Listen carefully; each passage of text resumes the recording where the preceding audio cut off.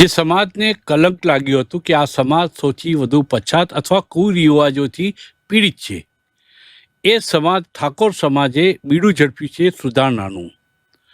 સમાજનું બંધારણ સુધાર્યું છે અને એવા ચોંકાવનારા સુધારા કર્યા છે કે જે કહેવાતા બુદ્ધિશાળી સમાજ કે કહેવાતા ભદ્ર સમાજના લોકો પણ એ લોકો આ પ્રકારના બંધારણની જોગવાઈઓમાં ફિટ થવા તૈયાર ન થાય. પોતાના લગ્ન પ્રસંગથી માંડીને અતિ ખર્ચાળ પ્રસંગોથી માંડીને ઘણા બધા કુરિવાજોની સામે તેમણે રણસિંગું ફૂંક્યું છે અને એ માટે સમગ્ર ઠાકોર સમાજને અભિનંદન આપવા ઘટે, કેમ કે આ પ્રકારની સમાજ ચર્ચાઓ ઘણી થઈ શકે, વાતો ઘણી થતી હોય, અમલમાં મૂકવાની વાત આવે ત્યારે ઠાકોર સમાજે બીડું ઝડપ્યું છે. 4 જાન્યુઆરીના રોજ જે એમનું મહાસંમેલન મળવાનું છે તેમાં 27 તાલુકાના ઠાકોર સમાજ માટેનું બંધારણ અમલમાં લાવવા માટેની વાત કરી છે. આ બાબત નાની સૂની નથી. આ ચર્ચામાં ભાગ લેવા માટે આપણી સાથે ઉપસ્થિત છે યુવા ક્ષત્રિય સેનાના અધ્યક્ષ અભિજીતસિંહ બારડ આપણી સાથે જોડાયા છે. આપણી સાથે જોડાયા છે ચંદનભાઈ ઠાકોર, પૂર્વ ધારાસભ્ય છે, તેઓ પણ આપણી સાથે જોડાયા છે. અને આપણી સાથે જોડાયા છે રાયકરણજી ઠાકોર, પ્રદેશ સલાહકાર ઠાકોર સેનાના. ત્રણેય મહાનુભાવોનું સ્વાગત કરું છું વીઆર લાઈવના પાવર પ્લે કાર્યક્રમમાં. સૌથી પહેલાં ચંદનજી ઠાકોર પાસે આવીશ. ચંદનજી, અચાનક આ સમાજ સુધારાનું બીડું ઝડપવું પડ્યું, કુરિવાજોને બાય બાય કહેવા માટેની હિંમત કેળવી અને એની સામે એક નવું બંધારણ અસ્તિત્વમાં લાવવા માટેના પ્રયાસો થયા. અભિનંદનને પાત્ર છે, પણ આવો વિચાર અચાનક કેમ આવ્યો? કયા પરિબળો હતા કે આ બાબતમાં વિચારણા કરવાની ફરજ પડી સમાજના શ્રેષ્ઠીઓને, સમાજના આગેવાનોને? પદ્મકાંતભાઈ, સૌથી પહેલા તો નવા વર્ષની તમામ ગુજરાતીઓને મારી શુભકામનાઓ. જી. સાથે આ બંધારણ છે ને કઈ એવી સમગ્ર ઉત્તર ગુજરાતની સમગ્ર ગુજરાતનો ઠાકોર આજે અવાજ સંભળાય મારો? જી, સંભળાય છે, બિલકુલ. સમગ્ર ઉત્તર ગુજરાતનો ઠાકોર જી આજે તમામ ક્ષેત્રે આર્થિક રીતે આજે થોડો પગભર અને આર્થિક રીતે થોડો ખેત મજૂર તરીકે જાણીતો થયેલો આ ઠાકોર સમાજ. અને આજે સમગ્ર ઉત્તર ગુજરાતમાં સૌથી પહેલા પાવસી રાઠોડ સાહેબે આ બંધારણ બાંધવા માટેના પ્રયત્નો કરેલા. વિરાજીભાઈ હોય કે પછી ગોડાજીભાઈએ પણ આ બંધારણ બાંધવાના પ્રયત્નો કરેલા. જગદીશ ઠાકોરે પણ આ બંધારણ બાંધવાના પ્રયત્નો કર્યા. 20 વર્ષથી અમે પાટણ જિલ્લામાં પણ આ બંધારણ ચાલુ રાખ્યું છે અને એને અમલીકરણમાં પણ છે. કેટલાક ગામડાઓની અંદર આજે બનાસકાંઠામાં પણ આજે અભિનંદન આપું સમાજની દીકરી ગેનીબેન ઠાકોરને કે આજે આવડું બધું બીડું ઉપાડ્યું. સર્વપક્ષીય કોંગ્રેસનો ઠાકોર હોય કે પછી ભાજપનો ઠાકોર હોય કે કોઈ પણ સામાજિક ઠાકોર હોય, બંનેને એક મંચ ઉપર લાવી અને આજે આ સમાજમાં બહુ ઉમદું ઉદાહરણ પાડું પાડ્યું. એક સમાજ, એક રિવાજ, શ્રેષ્ઠ સમાજ બનાવવાનું જે ગેનીબેન ઠાકોર ને કેશાજીભાઈએ જે બીડું ઉપડાવ્યું છે એમને હું અભિનંદનને પાત્ર પાઠવું છું. 4/1/2026 રોજ પૂજ્ય સદારામ બાપાના, દોલતરામ બાપાના અધ્યક્ષસ્થાનમાં જે આજે સમાજ ભેગો થવા જઈ રહ્યો છે અને સમાજનું ખૂબ સારું શ્રેષ્ઠ બંધારણ આજે સમાજમાં રજૂ થઈ રહ્યું છે. પહેલા તો પોતપોતાના ગોળમાં બંધારણ હતું. આજે ઉત્તર ગુજરાતના 27 તાલુકાને આજે બંધારણ જયારે કરવા જઈ રહ્યા છે ત્યારે અનેક પ્રકારના આજે બંધારણના નિયમો કર્યા છે. પ્રેમ લગ્ન, મૈત્રી કરાર, ભાગી ગયેલી કોઈ દીકરી, સગાઈ પ્રસંગમાં સાદગી કરવી, લગ્નમાં વાહન મહેમાનો ઓછા કરવા, ડીજે ના વરઘોડા ઓછા કરવા, જમણવારમાં સાદગી કરવું, મામેરામાં હોય તો આજે એના શક્તિ પ્રમાણે કરવું અને વ્યસન મુક્ત ખાસ જે આ સમાજમાં પૂજ્ય સદારામ બાપા અને દોલત બાપાએ 18 લાખથી વધારે લોકોને વ્યસન મુક્ત કરવાના જે પ્રયત્નો કર્યા એમાં પણ સફળ થયા છે. મને આ વખત આ ઓગળ ધામની અંદર જે દિયોદર ખાતે જે આ બંધારણ જે ઘડવા જઈ રહ્યું છે, આજે 50,000થી વધારે ઠાકોર સમાજ ભેગો થાય એવો અમારો અંદાજ છે. એમાં આ સમાજે જે પહેલ કરી છે, આ દીકરીને આજે સમગ્ર ગઈકાલ અમારા પાટણમાં જે મિટિંગ હતી, સમગ્ર પાટણ જિલ્લાએ સમગ્ર એમને સમર્થન આપ્યું છે. એવા તમે તાલુકાએ પણ સમર્થન આપ્યું છે. એટલે આ વખત જે બંધારણ જે ઓગળ ખાતે જે બંધાઈ રહ્યું છે એમાં મને સંપૂર્ણ ભરોસો છે, વિશ્વાસ છે કે આ વખત આ બંધારણ લોકો પાળશે. ચંદનજી, આ માટે અભિનંદન મેં આપ્યા છે, પરંતુ અમલીકરણ કરવું અઘરું નથી? કેટલું કઠિન છે આ અમલીકરણ કરવું? બિલકુલ નથી સાહેબ. જો પાટણમાં મેં 4,850 થી વધારે ઠાકોર સમાજની દીકરીઓ બંધારણના રીતિ રિવાજ પરણી. આજે પણ ઠાકોર સમાજની ગામડે ગામડે તમે જો નાની મોટી હોસ્ટેલો, બીજું ત્રીજું, આજે લોકો ઉત્સાહિત બધા આવી ગયા છે સાહેબ મારા. આજે તમને કોઈ ઠાકોર સમાજ અમારા પાટણ ગોળની વાત કરું તો આજે મરણ પ્રસંગમાં અમે લોકો 20 વર્ષ પહેલા જે બંધારણ કર્યું એમાં કેટલાક પ્રસંગોમાં ખીચડી ને કઢીનો રિવાજ છે સાહેબ. રાવણા કરે તો એમાં પણ નાના મોટા પ્રસંગો ઓછા કર્યા છે. લગ્ન પ્રસંગના જે દાખલા તરીકે મેં મારા દીકરાને સમૂહ લગ્નમાં પરણાવ્યા. જગદીશ ઠાકોરે એમના બંને દીકરીઓને સમૂહ લગ્નમાં પરણાવી. બળદેવજી પણ એમના દીકરીને સમૂહ લગ્નમાં પરણાવી. આજે અમે જો ઉપરની હરોળના વ્યક્તિઓ જો આ પહેલ કરશું તો ચોક્કસપણે આ અમલમાં થશે. અને આ વખત એનું પણ બિલકુલ તૈયારી સાથેનું કામકાજ છે. અને આ વખત બંધારણ સદારામ બાપા અને દોલતરામ બાપાના આશીર્વાદથી ચોક્કસપણે આ બંધારણને અમલમાં રહેશે. અને આ મોંઘવારી એટલી બધી હદે જતી રહી છે, મોંઘવારી કોઈને પોસાય નહીં. ઠાકોર સમાજ એ ખેત સમાજ એક નેચેલો વર્ગ, અને એનાથી નેચેલો વર્ગને આ ખર્ચો પોસાઈ શકે એમ નહીં. અને પરિવારમાં જે ખર્ચાની આવક ઓછી, બીજેમાં ખેતી મજૂરી વેચીને એના પર ભારણ કરીને આજે જે ડેમેજ થતું હતું એ ડેમેજ અટકાવવા માટેનો આ અમારો પ્રયત્ન છે. અને આ પ્રયત્નમાં અમે સફળ થઈશું સાહેબ શ્રી. આ પ્રસંગે મને ઉત્તર પ્રદેશના રાજ્યપાલ અને ગુજરાતની દીકરી એવા આનંદીબેન પટેલ મને યાદ આવે છે. તેમની દીકરી અનાનું લગ્ન ગોઠવવાનું હતું અને લગ્ન પ્રસંગ હતો ત્યારે ગણીને 20 થી 25 થી વધારે માણસો નહીં બોલાવવાનું. કુલ સંખ્યા 20 થી 25 થી વધારે ના થવી જોઈએ એવો એમને આગ્રહ રાખ્યો. મફતભાઈને ખબર પડી એટલે એમના પોસ્ટકાર્ડ છાનામાના લખી દીધા એમનો સ્વભાવ મુજબ. પરંતુ આનંદીબેને આખી બાજી સંભાળી લીધી અને 20-25 લોકોની હાજરીમાં લગ્ન કરવામાં આવ્યા હતા. એમનો એક સિલસિલો હતો કે લગ્ન પ્રસંગમાં ઠાટ માટ દેખાડો કરવાના પ્રયત્નો ના કરવા જોઈએ અને સાદાઈથી બને તેટલા લગ્ન કરવા જોઈએ. ઠાકોર સમાજ પણ આ દિશામાં પહેલ કરી રહ્યો છે એ જાણીને આનંદ થાય છે. સગાઈમાં મર્યાદિત સંખ્યા વર અને કન્યા પક્ષ તરફથી કુલ મળીને 21 વ્યક્તિઓ જ હાજર રહી શકશે આવી જોગવાઈ કરી છે. અને સગાઈની ભેટ સોગાદોમાં આપણે એમ કહેતા હોય છે કન્યાને કંકુ ભેટ જોઈએ, અમારે બીજું કંઈ ના જોઈએ, એવું કેટલાક ડાયા માણસો કહેતા હોય છે. એ સગાઈની ભેટ સોગાદમાં માત્ર ₹1 રોકડો, નારિયેળ અને 1 જોડી કપડાં આપવાની વાત કરવામાં આવી છે. આ બંધારણમાં જોગવાઈ કરવા માટે પ્રયત્ન કરવામાં આવ્યો છે. હું રાયકરણજી ઠાકોરને પૂછીશ કે સાદગી એકમાત્ર આનો હેતુ હોય તો પણ સગાવાલા જે કેટલાક પોતાને માણી બેઠા હોય છે કે અમે આ પરિવારની એકદમ નજીક છીએ, ત્યારે એવા લોકો હું માનું છું કે ખોટું લાગે, કદાચ સમાજમાં સંબંધો બગડે, એવું ના થઈ શકે? હું તમને એક ઘણા અમારા ગામડાઓની અંદર, બનાસકાંઠા અને પાટણના ઘણા ગામડાઓની અંદર આજે આ બંધારણ લાગુ જ છે. અને વર્ષોથી અમારે ત્યાં આ બધા જ બંધારણો આજે લાગુ છે. પણ તે ગામો ગામ કરતા હતા, એક ગામ કરે, એક ગોળ કરે, એક સમૂહ કરે.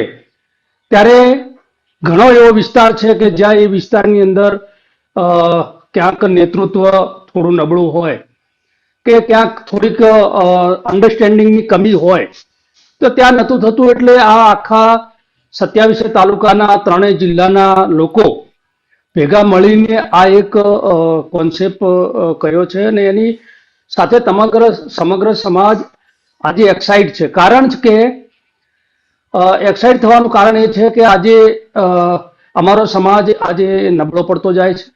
આજે દુનિયાની હરોળની અંદર ખૂબ પાછળ છે. આજે અમારે ત્યાં વ્યસન મુક્તિનું અમે એક જબરજસ્ત અભિયાન ઉપાડ્યું હતું, એમાં અમને ખૂબ સારી સફળતા મળી હતી. ત્યારબાદ આવા ખર્ચાઓ આ સમાજને પોસાય તેમ નથી, કારણ કે આ સમાજ ફક્ત ખેતી, પશુપાલન અને ખેત મજૂર ઉપર નભતો સમાજ છે. એટલે એની આવકના સ્ત્રોત મર્યાદિત છે અને જ્યારે સ્ત્રોત મર્યાદિત હોય ત્યારે તેની ખર્ચ મર્યાદિત કરવું જ પડે. અને ખર્ચ મર્યાદિત ન કરે તો આજે તમે જુઓ તો શિક્ષણ કેટલું મોંઘું છે અને જ્યાં સુધી આ સમાજ શિક્ષણ નહીં લે ત્યાં સુધી તે આગળ ના આવી શકે. એટલે શિક્ષણ લે. સમાજ ઠાકોર સમાજની દીકરીઓને ભણાવવા માટે એમ હોસ્ટેલો અને શાળાઓ કેમ ઊભી કરતી નથી? એ દિશામાં કેમ જોઈએ એવું કરી હશે પણ જોઈએ એવું ધ્યાન અપાયું નથી?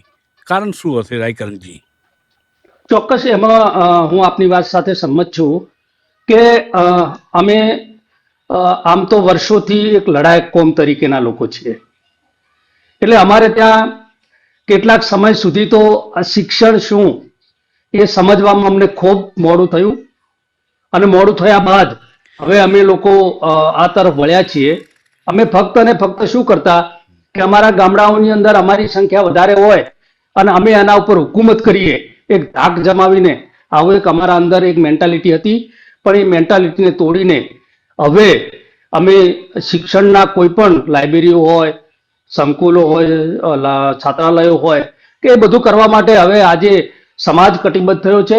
અને આ પૈસા જે બચશે, ખર્ચા ઓછા કરીને પૈસા જે બચશે એ તમામ પૈસા અમે શિક્ષણ તરફ વળે, નહીં કે ભૂવા પાછળ, મંદિરો પાછળ કે પછી અંધશ્રદ્ધાના મુદ્દાઓ પર કે રમેલ પાછળ, એ બધા મુદ્દાઓને બાદ કરીને અમે શિક્ષણ તરફ કેમ વળે પૈસા તેના માટેના પ્રયત્નો કરે છે. રાયકરણજી, ગેનીબેને એક વખત થોડાક સમય પહેલા એમ કહ્યું હતું કે દશામાને પૂજવાનું બંધ કરી દો, દશામાને બાજુ પર અડસી લીધો. આ જે સ્ટેટમેન્ટ કર્યું હતું એ અંધશ્રદ્ધાની સાથે રિલેટેડ હશે કે કેમ, એ એમનો ખુલાસો હતો. તમે શું માનો છો કે દશામાની પૂજા ન થવી જોઈએ? નહીં, અમારે ત્યાં અમે ઠાકોર સમાજ એક શક્તિનો પૂજારી છે, અને શક્તિનો પૂજારી હોય અને શક્તિની પૂજા કરે. અમારે કુળદેવી હોય જ, અમે કુળદેવીની પૂજા કરીએ જ છીએ. પણ આ કેમ બન્યું છે ને, તેની પાછળ એક સમાજે કરેલો અતિરેક છે, અને એનામાંથી આઉટકમ કશું નહીં નીકળ્યું. આજે 20-20 વર્ષથી વ્રત કરે ને, વ્રત એ શા માટે હોય એ સમજ અમારામાં સમજ ન હતી. વ્રત એ વૃત્તિ બનાવે, અને 5 વર્ષ કોઈ બેન જો એ વ્રત કરે ને તો એની અંદર એવી વૃત્તિ થાય કે એ એનું ઘર ડેવલપ થાય, એના બાળકો ભણે, આગળ આવે. પણ અમે અનુભવે એવું જોયું કે તેની અંદર એને એટલો ખર્ચો કર્યો, એટલું મહેનત કરી, મતલબ કે દશામાની પૂજાથી નસીબ ફરતું નથી, એમ કેવું છે આપનું? નહીં, પૂજાથી નહીં, પણ જે સમજદારી જોઈએ ને એ સમજદારી વિના કરેલું આ કામ હતું. જ્યારે તમે ધર્મને ન સમજો ને, અને ધર્મ સમજ્યા વગર કરવામાં આવે ને તો એ અનર્થ કરે. એટલે ધર્મનું પાલન પણ સમજીને કરવું જોઈએ. યુવા ક્ષત્રિય સેનાના અધ્યક્ષ અભિજીતસિંહ બારડ પાસે હું આવીશ. અભિજીતસિંહ, હવે સમય આવ્યો છે કે પોલીસ ખાતામાં અલગ અલગ જગ્યાઓ ઉપરની જે પોસ્ટિંગ થતી હોય છે પોલીસ ભરતીમાં, એક સમય હતો ઠાકોર સમાજના લોકોનો દબદબો હતો, ક્યાંક એમાં એક રૂકાવટ આવી છે, ઘટાડો થતો જાય છે. પોલીસ ટ્રેનિંગ કેમ્પ, પોલીસમાં ભરતી થવા માટેના તાલીમ કેમ્પો અલગ અલગ સમાજના લોકો તરફથી ચલાવવામાં આવે છે. આ દિશામાં ઠાકોર સમાજ હજુ ખૂબ પાછળ છે. લાગે છે કે હવેના સમયમાં પોલીસ ભરતી કેમ્પ યોજીને પોલીસમાં વધુને વધુ ઠાકોર સમાજના યુવાનો જોડાય એવી એક કોશિશ થવી જોઈએ. આ દિશામાં પણ વિચારવું જોઈએ, એમ લાગે છે આપને? નમસ્કાર. બિલકુલ આપની વાત સાથે સંમત છું, પણ સાથે સાથે વાંધો પણ ઉઠાવું છું કે જ્યારે ઠાકોર સમાજના દીકરા દીકરીઓ વિદ્યાર્થીઓ, હવે આપે પહેલી વાત એ આપે અભિજીતસિંહજી આપે કીધું, અભિજીતજી આપે કહ્યું કે હું વાંધો પણ ઉઠાવું છું. આ જાગૃતિ આવી છે ને એ માટે અભિનંદન. ચલો, કોક તો વાંધો ઉઠાવે છે. જી, વાંધો એ બાબતે ઉઠાવું છું કે 12મું પાસ કરતો આ વર્ગ થયો, આજે ગ્રેજ્યુએટ થતો આ વર્ગ થયો. એટલે સરકારે અને સરકારમાં બેઠેલા અધિકારીઓ, સરકારમાં બેઠેલા રાજનેતાઓએ પોતાની નીતિઓમાં ચેન્જ લાવ્યા, અને જે માપદંડો હતા એ માપદંડોમાં માની લો કે દોડના માર્ક્સ ગણાતા હતા, જે આજે એમાં કાઢી નાખવામાં આવ્યું. મૌખિક પણ પોતાના માન્યતાઓને એમાં એ જ પ્રમાણે એમને ગુણ આપવાના. એ સિવાય જે તાલીમ કેન્દ્રો ચાલતા હોય, અલગ અલગ વર્ગ ચાલતા હોય, અથવા તો જે સોર્સિસ હોય, એ સરકારે આમાં હકારાત્મક અભિગમ રાખી પછાત, વંચિત, શોષિત, પીડિત અને અંતરિયાળ વિસ્તારોમાં, ગ્રામ્ય વિસ્તારોમાં આ સમાજો સરકારી કર્મચારી તરીકે નિયુક્ત થાય, પસંદગી પામે. એ માટે સરકારે ગંભીરતા બતાવવી જોઈએ. સરકારના રાજનેતાઓ આમાં, અધિકારીઓએ આમાં કુનેહ બતાવી અને એ પ્રકારે નક્કર પગલાં લેવા જોઈએ. પણ ક્યાંક ના ક્યાંક ઓરમાયું વર્તન આ વર્ગ સાથે વર્ષોથી થતું આવ્યું છે, દાયકાઓથી થતું આવ્યું છે, અને એમાં ક્યાં અમારી પણ નબળી નેતાગીરી પુરવાર થઈ છે એવું પ્રામાણિકતાથી સ્વીકારું છું. જી, હવે હું આવીશ સમાજના પૂર્વ ધારાસભ્યો અને પૂર્વ ધારાસભ્ય તરીકે જેમણે પોતાનું યોગદાન સમાજ માટે બી ઘણું આપ્યું છે તેવા ચંદનજી ઠાકોર પાસે હું આવીશ. ચંદનજી, મારે આપણી પાસેથી એ જાણવું છે કે કુરિવાજો માત્ર ઠાકોર સમાજની ઘણા બધા સમાજમાં જ છે, ખાસ કરીને વિધવાઓના પુનર્લગ્ન જેવા મુદ્દા ઉપર, જેમ કે છૂટાછેડાનો મુદ્દો, જે રીતે દીકરીના જન્મ વખતે નહીં પણ દીકરાનો જન્મ થાય તો જ ખુશી મનાવવી, આ પ્રકારના જે એક માનસિકતા માઇન્ડસેટ અલગ અલગ સમાજમાં છે એવો ઠાકોર સમાજમાં પણ છે. વિધવાઓના પુનર્લગ્નની બાબતમાં ઠાકોર સમાજ શું વિચારી રહ્યો છે? કે એને ઘરના એક રૂમમાં એક ઓરડામાં પુરાયેલા રહેવું એમ માનો છો આપ, કે શું વિચારી રહ્યા છો ને એમાં શું ક્રાંતિ લાવવા માટે આપણે સૌએ વિચારવું જોઈએ દરેક સમાજના લોકોએ? પદ્માકાંતભાઈ, પહેલા તો આ વાત બહુ રૂઢિપ્રયોગ છે, બહુ જૂની વાત છે. જે ઘરમાં ગોખી રાખતા હતા દીકરીઓને આ રીતે પરણાવતા ના બીજી ત્રીજી, એ બહુ જૂની વાત છે. અત્યારે ખૂબ સમાજમાં પરિવર્તન આવી ગયું છે અને સમાજના પરિવર્તનના ભાગરૂપે આજે સમાજ આગળ પણ વધી રહ્યો છે, બંધારણમાં પણ જોડાવા માટે ઉત્સિત થયો છે, બંધારણને ફોલો કરવા માટે ઉત્સિત થયો છે. અને જે રૂઢિપ્રયોગો વધુ પડતા જે હતા, અહીં દીકરી ન આપવી, અહીં વ્યવહાર ન કરવો, અહીં આવું વ્યવહાર ન કરવો, આ સમાજ એકબીજાને જેમ એક દિવાળી માતાની કુળદેવીના નામે કુળદેવી બીજાના કુળદેવીના નામે કોઈ લગ્ન થતા હોય, દાખલા તરીકે એની કુળદેવી દીકરાની ને હોમી દીકરીની કુળદેવી કોઈ તો પેલા સંબંધ નતા કરતા, એ એક વાત હતી સાહેબ જૂની. અત્યારે ખૂબ પરિવર્તન આવ્યું છે. અને ખાસ જે તમે સૌથી પહેલા એક વાત કરી ₹1 અમારા સમાજમાં વર્ષોથી સાહેબ ₹1 અને એક શ્રીફળ એક ચૂંદડી આપે એટલે સગાઈ નક્કી થઈ જાય. પરમાનંદભાઈ, એ અમારો એક સમાજની એક ઓળખ હતી, બરાબર. અને એ ચૂંદડી આલી એટલે અમારા પરિવારમાં અમારા સમાજમાં એનું હગું થયું તો બીજી જગ્યાએ સામાજિક સંઘ એ હગું ના થાય સાહેબ. એ કહેલો ફલાણા કુટુંબની અંદર આ હગું થઈ ગયું છે, એક મુદ્દો એ રહ્યો. એટલે એમાં હવે બહુ સુધારો આવી ગયો છે અને એમાં એ વાત હવે કોઈ મારે ધ્યાન પ્રમાણે રહી નથી. રહી વાત બીજી, તમે આનંદીબેન પટેલની વાત કરી સાહેબ, કે એમના સમાજે બહુ ઓછા સાથે કરી અને વ્યક્તિગત રીતે આનંદીબેન પટેલે વ્યક્તિગત ધોરણે પોતાના પરિવાર માટેનો નિર્ણય લીધો તો સમાજનો નિર્ણય. હું એ જ કહું છું, એ એમની દીકરીને અનારને પરણાવવા માટે કે XYZ દીકરીને મારું નામ, એના માટે જે પછી એ સાહેબ વિશ્વની હરોળ કરતો સમાજ છે અને એ પ્રેક્ટિકલ ને સમાજ ભણેલો ગણેલો સમાજ છે. અમારા સમાજમાં અમે જે આજે 100 માણસો જોનમાં લઈ જવાના, 11 માણસોની જયારે હગાઈમાં લઈ જવાના, એ બધા પ્રતિબંધોને અમારે આ વખત આ નિયમો અમે લઈ લીધા છે. અને આ નિયમો બિલકુલ આ વખત અમને સંપૂર્ણ સદારામ બાપાએ જે વ્યસન મુક્તિ માટેના, અંધશ્રદ્ધા માટેના, જેમ દોલતરામ બાપાએ આ બધા પ્રયાસો જે કર્યા, આજે એનો બિલકુલ સમય 100, 80, 90 વર્ષ થઈ ગયા પદ્માકાંતભાઈ. એટલે આજે સમાજ ખૂબ જાગૃત છે આ બધી બાબતમાં અને પ્રેક્ટિકલ પણ છે સાહેબ. અને આજે સાહેબ ભણેલો ગણેલો 10મું 12 ભણેલી દીકરી પણ મળે, કોલેજ કરેલી દીકરી પણ મળે.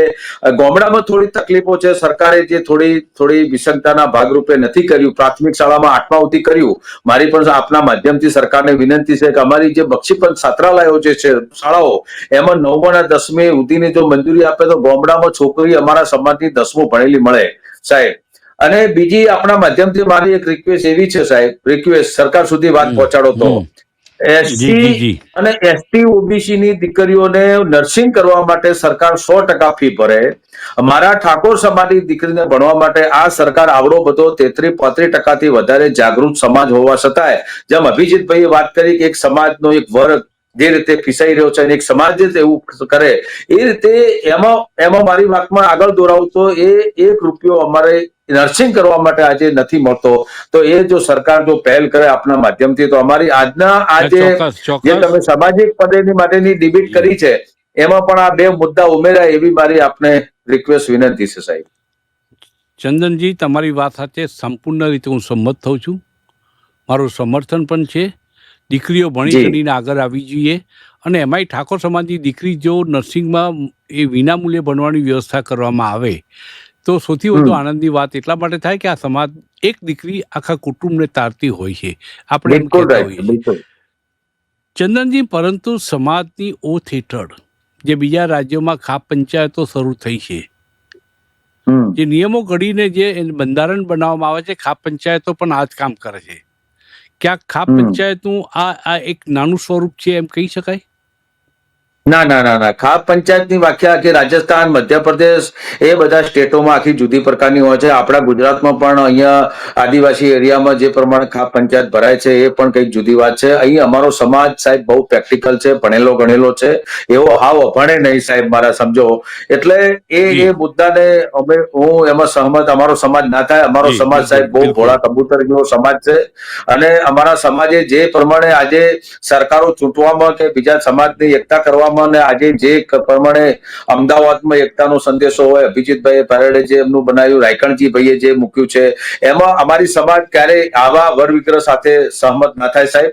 અમે બહુ સીધા પ્રમાણિક સમાજ સાથે ભરાયેલા અમારો સમાજ છે સાહેબ. જી, રાયકરણજી ઠાકોર પાસે આવીશ, જે પ્રદેશ સલાહકાર છે ઠાકોર સેનાના.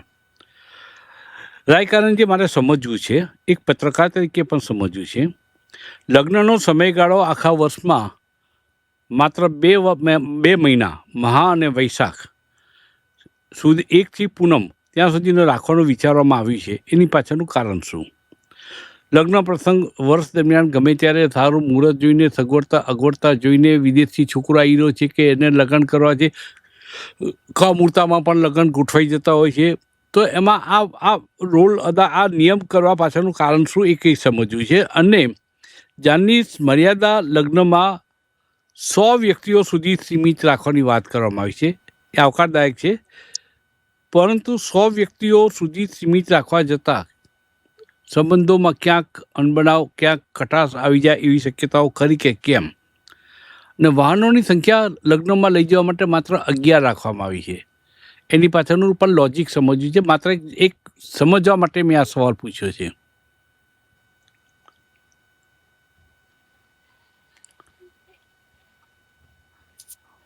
રાયકરણજી, મેં આપને પૂછ્યો સવાલ. જી હા, તો આમ તો શું છે, એક આ બધી વસ્તુ એક સિમ્બોલિક હોઈ શકે કે એનાથી વર્ષમાં 2 જ મહિના, 2 જ મહિના, એટલે આમ તો શું છે, વૈશાખ અને લગ્ન માટે એમાં પણ અમે વિદેશમાં રહેતો છોકરો આવ્યો, એની અનુકૂળતા, સગવડતા અગવડતા જોવી પડે. કમુહૂર્તમાં પણ લગ્નો થતા હોય છે, ત્યાં આ નિયમનો ખિલ્લો ઠોકી દેવાનું કારણ શું? નહીં, આમ શું છે કે એવી પરિસ્થિતિમાં લગ્ન કરવા પડે તો એમાં કોઈ રિસ્ટ્રિક્શન નથી, લગ્ન કરી શકાશે. પણ એક ડેટ નક્કી કરવાની, હજી 2 મહિના નહીં, પણ એ મહિનાઓમાં પણ એક ફિક્સ ડેટ હોય કે વૈશાખ મહિનામાં 10 દિવસ હોય, તો મહા મહિનામાં 10 દિવસ હોય. તો આનાથી થાય શું કે આખો સમાજ લગભગ મહા મહિનાથી લઈ અને ઠેઠ વૈશાખ જેઠ મહિના સુધી ભમે જ જાય છે. આ લગ્ન, પેલો લગ્ન, એક અમારે ધારાસભ્યશ્રી, પૂર્વ ધારાસભ્યશ્રી અમારા સાહેબશ્રી બેઠા છે, એમને ખબર છે કે એમને લગ્ન કંકોત્રીનો ઢગો થઈ જતો હશે અને ક્યાં જવું એક સમસ્યા ઊભી થાય. જો કે અમારા જેવા નાના કાર્યકરોને પણ સમસ્યા ઊભી થાય, તો આખો સમાજ દરેકને આવી પરિસ્થિતિ હોય તો એ 3, 4, 5 મહિના કામ જ ન કરે અને ફક્ત ને ફક્ત પૈસા બગાડી અને રાયકરણજી, એના બદલે એવું રાખો ને કે દરેક વ્યક્તિ ઓછામાં ઓછા માત્ર 2 જ લગ્નમાં જઈ શકે. બધા લગ્નમાં જવાની હોડમાં સ્પર્ધામાં ના થાય તો બધું આપોઆપ બંધ આવી જશે. એ ઠીક છે, પરંતુ આનાથી એક ઓટોમેટિકલી માણસ એ સમજશે કે 10 જ દિવસ હોય તો એક દિવસમાં કદાચ 3 લગ્નમાં જઈ શકે, એટલે એમાંથી કંટ્રોલ આવે. એવું નહીં અમારા ચંદનજી, રાયકનજીભાઈ, એમાં એવું નહીં હોતું. પહેલા તમે જે સવાલ પૂછો, અમારો ઠાકોર સમાજ જે વૈશાખ મહિનામાં લગ્ન કરે એનું કારણ એક છે. અને બીજો, અમારો સમાજ, તમે જે પ્રશ્ન પૂછો છો સાહેબ, એ અમારા સમાજને 0% નહીં અનુસરતો.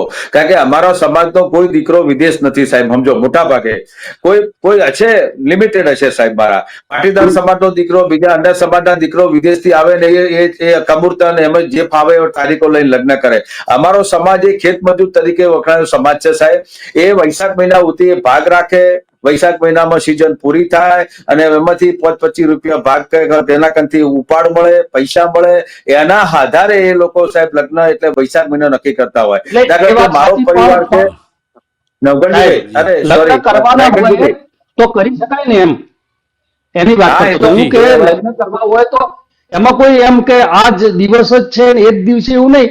કોઈ પ્રેક્ટિકલ થઈને કરવું પડશે તો કરશું એમ. એવું નહીં. ચૈતર મહિનો, વૈશાખ મહિનો, જેઠ મહિનો, અષાઢ મહિનામાં આપણે ઠાકોરો લગ્ન કરતા હોય છે. આપણો હા. જી આપણે તો 3-4 મહિના લગ્નનો સમય હોય છે. પણ મોટા ભાગે વૈશાખ મહિનામાં લોકો પહેલા પખવાડિયામાં જે પહેલું છોકરું પહેરાવતા હોય, એટલે અમારા સમાજનો એક આ રૂઢિ પ્રયોગ વર્ષોથી ચાલતો આવતો, એટલે મોટા ભાગે વૈશાખ મહિનાના પહેલા 15માં લગ્ન કરી દેતા હોય છે. પરંતુ મોટા ભાગે સમૂહ લગ્નમાં આ રીતે જોડાતા હોય છે. રાયકરણજી, સામાન્ય રીતે નિયમ એવો હોય છે કે જ્યારે લગ્ન મંડાતા હોય, લગ્ન લખવાની વાત આવે ત્યારે કુળદેવીને પહેલી કંકોત્રી લખવા માટે સગાવાળા ભેગા થતા હોય છે. અમુક નજીકના બીજા સગાઓ પણ હરખ પદુડાથીને એ લોકો અરખાઈને જોડાતા હોય છે. તો જે જૂની પ્રથાના નામે લગ્ન લખવાની પ્રથા, ઢૂંઢ અને ઓઢમણા જેવી જૂની અને ખર્ચાળ પ્રથાઓ બંધ કરવા પાછળનું લોજિક માત્ર ખર્ચા બચાવવા માટે છે કે બીજા કોઈ કારણો પણ છે? નહીં, હું મારી પોતાની વાત કરું તો મારા ગામની અંદર વર્ષોથી અમારે ત્યાં લગ્ન લખાતા નથી. અમે સામે સામે ગણેશ સ્થાપન કરીએ છીએ, સામે એમને કહી દઈએ અમે ગણેશ સ્થાપન કરીએ, અને અમારે તો વર્ષોથી ચાલતી આ પરંપરા છે. એટલે એ પરંપરાને આખો સમાજ અનુસરે.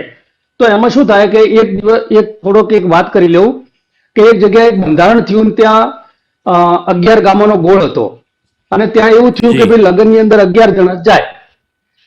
હવે બન્યું એવું કે ત્યાં લગ્નની અંદર આયા તો ટ્રેક્ટર લઈને આવ્યા ને 11 જણ આયા અને બીજા 50 જણા બીજા એક અલગ રસ્તેથી પાછળથી આયા. એટલે અમારો ઠાકોર સમાજ કેવો છે કે આમ 36 લખણો છે, ગમે ત્યાંથી આ બધો રસ્તા ગોતી કાઢે છે. એટલે આ વખતે એ લગ્ન પ્રથા જ બંધ, સામે સામે ગણેશ સ્થાપન કરી દેવાનું.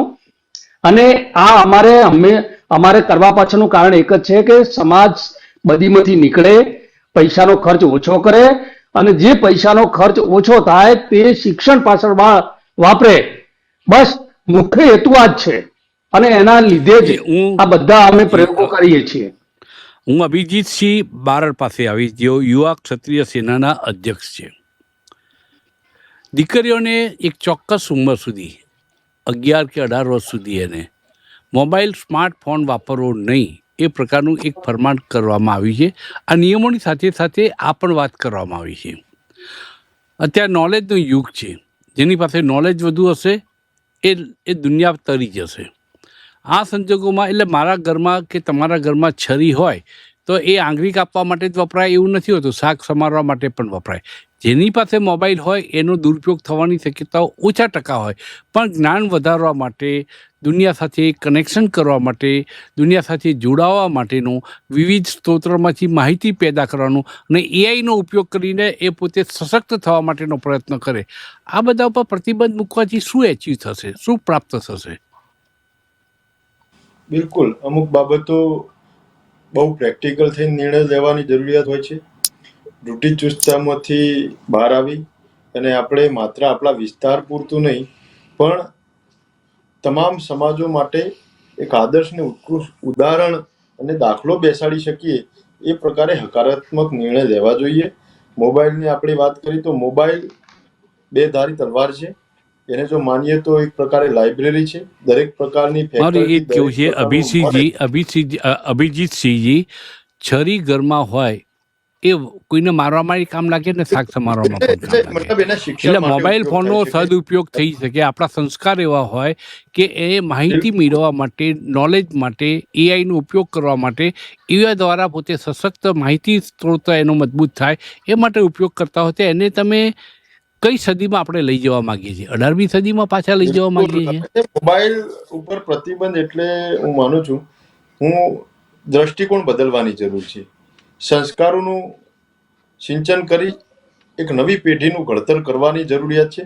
બાકી કારણ કે એમને થઈ શકે તો એનો સદુપયોગ થાય તો પણ એટલે હું ચંદનજીને આ સવાલ ફરી પૂછીશ. ચંદનજી, માની લો કે મારે પુસ્તકના પહેલા એવો સમય હતો, આગેવાનો આ બાબતે ગંભીર થઈ અને ચંદનજી અમારા સામેમાં અમે પત્રકાર તરીકે નવા સવા હતા. હું 40 વર્ષ પહેલાંની વાત કરું છું. અમારા જે સિનિયર પત્રકારો હતા એમની લાઇબ્રેરીમાં એન્સાઇક્લોપીડિયા પડી રહેતો જોતા હતા. એન્સાઇક્લોપીડિયાના અલગ અલગ ભાગો જોવા મળતા હતા. વકીલોના ત્યાં, સિનિયર વકીલના ત્યાં જાય તો કાયદાના પુસ્તકો, સુપ્રીમ કોર્ટના જજમેન્ટથી મળીને અલગ અલગ હાઈકોર્ટના જજમેન્ટવાળા પુસ્તકો થોત પડ્યા, અને જેની પાસે લાઇબ્રેરી મજબૂત, એ મજબૂત વ્યક્તિ તરીકે ઉપસી આવે સમાજમાં. આ પ્રકારનું હતું. હવે એક ગેજેટમાં આવી ગયું, એક મોબાઈલમાં આવી ગયું, અને તમે ચેટ જીપીટીમાં તમે ન્યૂટનનો ગુરુત્વાકર્ષણનો નિયમ સમજવા માગતા હો તો પુસ્તકો કે એન્સાઇક્લોપીડિયા વસાવવાની જરૂર નથી. ચેટ જીપીટીમાં જઈને તમે પૂછો, ચેટ જીપીટી તમને જવાબ આપે, તમને માર્ગદર્શન આપે, વધારે ડિટેલ માહિતી જોઈતી હોય તો પણ આપે, અને પુસ્તકો ભરાય એટલી માહિતી પણ મળે. તો ચંદનજી, થોડોક આ વિચાર બદલવા જેવો નથી લાગતો આપને? પણ એ બહુ તમને જેમ અભિજીતભાઈએ વાત કરી કે મોબાઈલમાં આ રીતે, પદ્મકાંતભાઈ એક વસ્તુ તમને કહું, તમે આજે મારી વાત થોડી કુંડળથી તમે લઈ જજો. તમે જે પ્રશ્ન પૂછી રહ્યા છો એ એક અપર ક્લાસનો પૂછી રહ્યા, તમે સમજો. અમારી સમાજમાં બિલકુલ શિક્ષણનું પ્રમાણ ખૂબ ઓછું છે સાહેબ, અતિશય ઓછું છે. અમારો ગુજરાતમાં કોઈ આઈએએસ કે આઈપીએસ કે કલેક્ટર નથી. અમારો ગુજરાતમાં કોઈ પ્રાંત ઉતી કદાચ છે તો મને કઈ ખબર નથી સાહેબ. મારા આપણો શિક્ષણ એટલે અમારા સમાજમાં દાખલ દીકરીને મોબાઈલ આપવો છે, અત્યારે વાપરે છે, નથી વાપરતી એમ નહીં. જે કોલેજ કરે છે દીકરી વાપરે છે, પણ જે ગામડામાં જે લોકો નથી સમજતા, નથી લોકો જે એનો દુરુપયોગ કરે છે, એના કારણે આ જે મૈત્રી કરારો બીજા ત્રીજા અમે જે કાયદો બનાવવાની વાત કરી, બંધારણમાં લાવવાની વાત કરી છે, એ તો સરકારનો વિષય છે સાહેબ. નિયમ જે સરકારે બનાવ્યો છે એના વિરુદ્ધ અમે ન જઈ શકીએ, કાયદા વિરુદ્ધ, પણ સમાજમાં અમે એકબીજાને આપલે કરી શકીએ. એટલે એ જે મોબાઈલ વાળી જે વાત છે સાહેબ, અત્યારે અમારા સમાજમાં જે દીકરીઓ એફવાય, એસવાય, ટીવાય, બીએ, બીએડ જે કરે છે, ભણેલી દીકરીઓ છે સાહેબ, એ મોબાઈલ વાપરે છે સાહેબ. પણ જે લોકો નથી વાપરતા એના માટેની થોડીક, જે વાપરે છે એનો જે મિસયુઝ થાય છે એના માટેનો જે બંધારણીય જોગવાઈ કરવાની જે વાત ઈરાદો શુદ્ધ છે. એ સંદર્ભમાં કેટલાક એના જમા ઉધાર પાસા હોઈ શકે, કરેક્શન થતું રહે, સમાજ છે ચાલતો રહે, તેમ જ્યાં જરૂર પડે ત્યાં સુધારા કરવાની જરૂર લાગે ત્યાં ભવિષ્યમાં કરી પણ શકાય. પરંતુ 11 વર્ષની દીકરી, ગામડામાં રહેતી દીકરી, એનો ક્યાંક એની એક ચકદોડમાં, કુંડાળામાં પગ ના પડી જાય એ જોવાની ચિંતા સમાજ કરે છે. એ પણ આવકારદાયક છે. ચંદનજી, અભિજીતસિંહજી અને રાયકરણજી, ત્રણેય મહાનુભાવોનો આ ચર્ચામાં ભાગ લેવા બદલ ખૂબ ખૂબ આભાર. આ હતી પાવર પ્લે કાર્યક્રમ આજની વાત. ફરી મળીશું નવા કાર્યક્રમ વિષય સાથે. અત્યારે રજા આપશો.